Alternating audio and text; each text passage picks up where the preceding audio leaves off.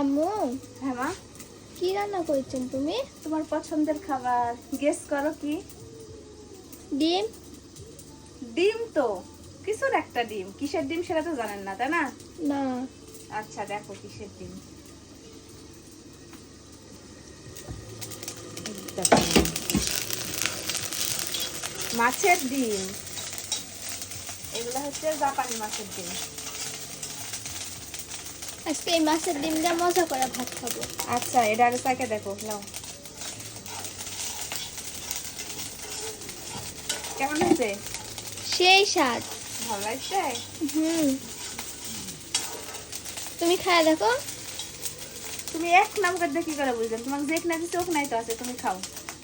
হয়নি তাই অতটুকু দিন, ভালো হয় ডিমটা ভাজা হয়, তারপরে আবার দিবনি। তুমি খেলেই হবে, যেহেতু তুমি খাবেন সেহেতু স্বাদটা তুমি বুঝো।